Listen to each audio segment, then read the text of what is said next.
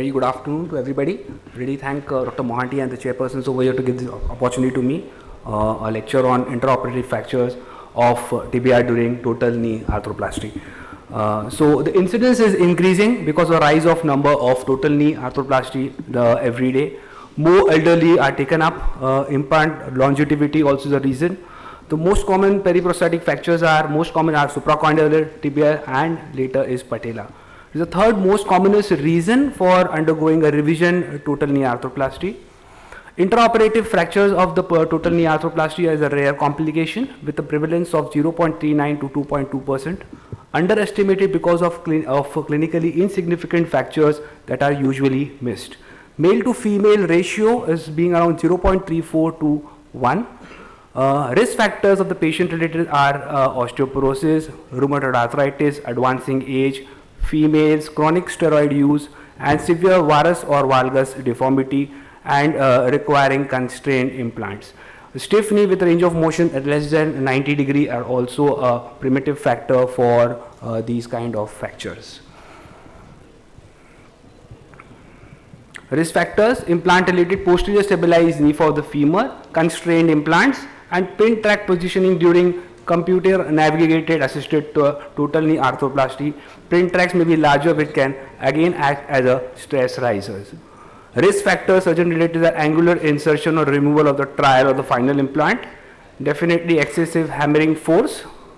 So here is a very wonderful classification, MAYO classification for periprosthetic fractures of the tibia. The type 1, which extends from the plateau to the involved to the prosthesis.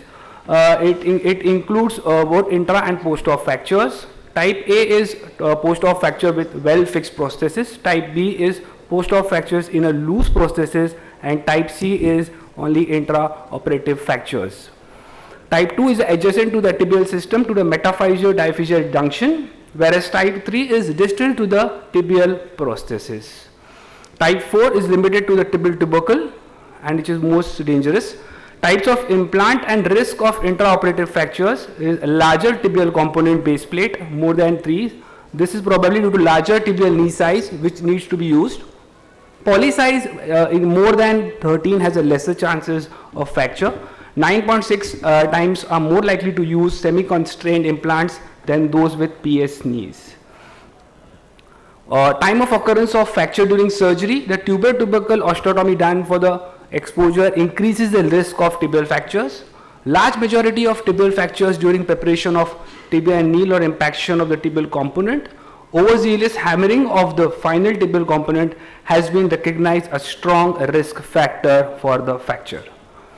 Location and characteristic of intraoperative fracture: majority of studies have published in literature that states that intraoperative fractures are more common on the femoral side and less on the tibial side. Large majority of tibial fractures which occur intraoperative involve the tibial condyles without major displacement. Medial condyle is more often involved. Complex metaphysio-diaphyseal fractures are very rare. So management options: MAYO type 1 and type 2 type 1 fractures involve the tibial condyles. So undisplaced stable vertical fractures can be get away with a CC screw or a plate, whereas a displaced unstable will require a stem tibial implant with CC screws. Type 2 or 3 will require a stem of the tibial component with or without plate. If 3 cortexes are hold as achieved properly, so no plate is required. And here is the example where there is a plate is also augmented with the intermediately long stem. Type 4 is the typical tibial tubercle, which is a disaster.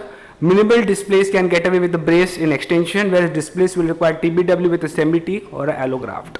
Here is the case illustration of a 60-year-old male, severe OA. Patient developed a displaced type 3 MAYO fracture. The ideal treatment would be long stem or a stem implant or a long stem with a plate. But this was done. So this is the X-ray at 3 months. Long locking plate MIPO was done. After 6 months, this is the X-ray of the fixation, which was later revised to a tibial component with stems, no graft, but the avoidable bone was used as grafts. 6 months, everything healed well, walking without stick, no pain, and the range of motion was about 110 degree. So what about prevention? Careful and preoperative planning in patients with recognizable risk factors. Steps to take and improve the bone mineral density. Stem component CC screw plate should be available as a backup while performing a total knee arthroplasty with known risk factors. Generous joint exposure in patients with severe deformity. Bone preparation, trialing and final component placement mismatch between bone cuts taken for the final component selection should be avoided. Overstuffing of the tibia with cement and overzealous hammering during the final seating of the tibial component should be avoided. Thank you.